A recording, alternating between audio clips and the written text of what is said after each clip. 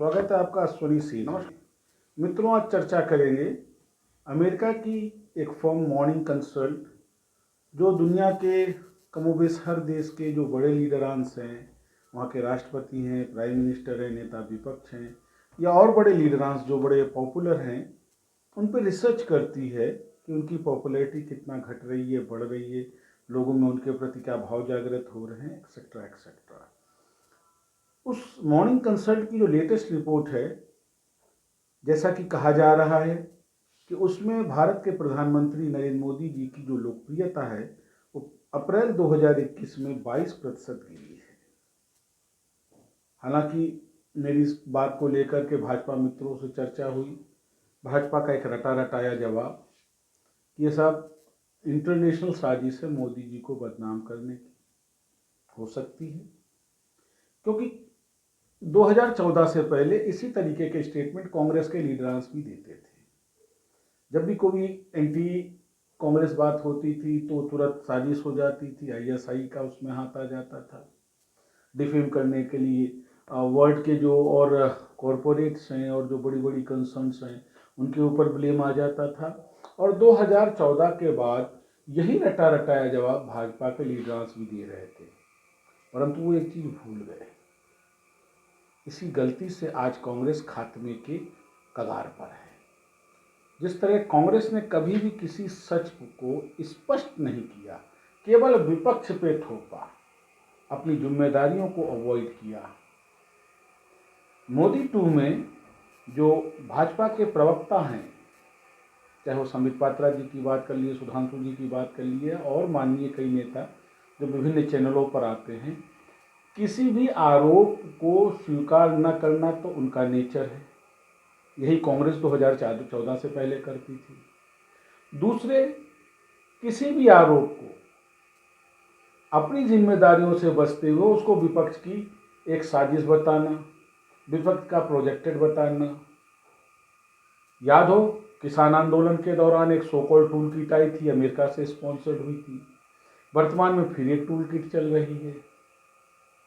मित्रों, सवाल ये उठता है कि अगर ये टूल किटें चल रही हैं और इस तरीके की कंसर्न्स जो वर्ल्ड वाइड अपनी आइडेंटिटी रखती हैं अपने प्रोफेशन को लेकर के, अगर वो किसी चीज़ को कोट कर रही हैं तो इसको पार्टी और पार्टी के लीडर्स गंभीरता से क्यों नहीं ले रहे? नहीं 22% हुई होगी, 2% गिरी होगी, गिरी तो है। इस सत्य को शाश्वतता में स्वीकार करने में भाजपा को क्या हिचक?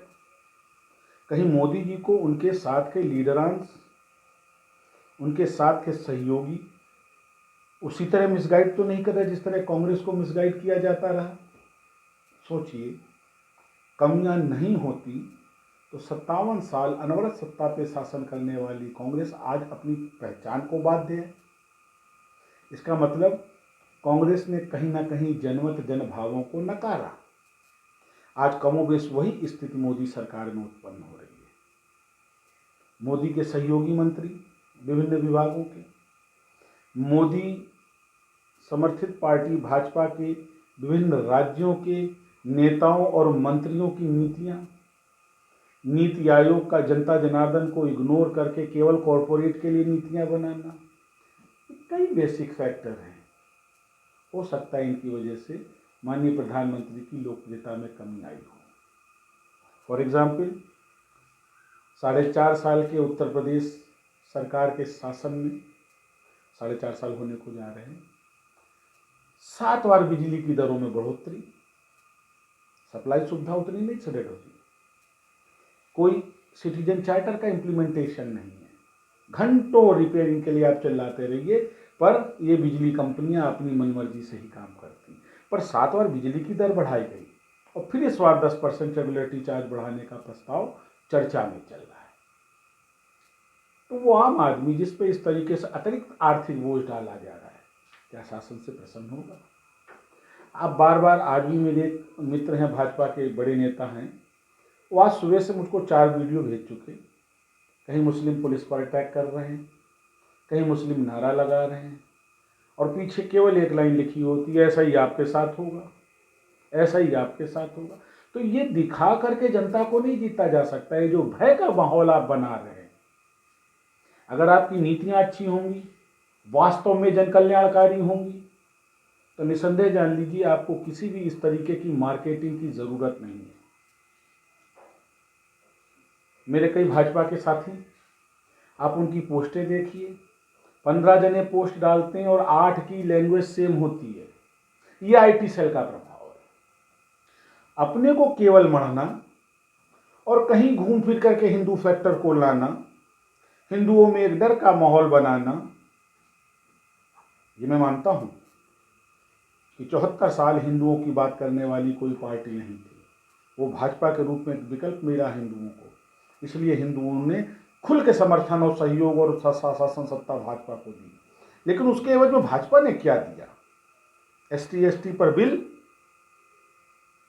भाजपा ने क्या दिया? कमर तोड़ महंगाई भाजपा ने क्या दिया?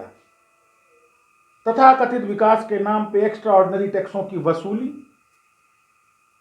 मैं भाजपा के वरिष्ठ नेताओं से और खास करके संघ को ये निवेदन करना चाहूंगा कि इन अव्यवहारिक अधिकारियों के हाथों से जो नीति बनती है ये जन कल्याणकारी नहीं होती, इतिहास गवाह है। और ऐसी ही नीतियों ने और ऐसी योजनाओं ने आज कांग्रेस को गर्त में पहुंचा दिया। कहीं इतिहास अपने को दोहराएगी। लोकप्रियता घटना ये संकेत है और इस संकेत को गंभीरता से लिया जाना चाहिए। मोदी वन में जिस तरीके से नरेंद्र मोदी जी ने अपनी छवि वैश्विक स्तर पर उजागर की थी, प्रस्तुत की थी, इसमें दो राय नहीं। आज उस छवि में कहीं ना कहीं बहुत कमी आई है और इसके जिम्मेदार मोदी जी के वो सहयोगी लोग हैं जो तथ्यों को छुपा करके और महिमा मंडन में लगे हैं और कहीं ना कहीं भाजपा की सोच में केवल एक चीज प्रभावी है, वो है हिंदू मुस्लिम फैक्टर। कि इतना डर व्याप्त करो कि आदमी केवल हिंदू इतना भयातुर हो जाए कि वो ये सोचे कि अगर ऐसा नहीं हुआ, ये रिपीट नहीं हुए तो मुसलमान मार डालेगा।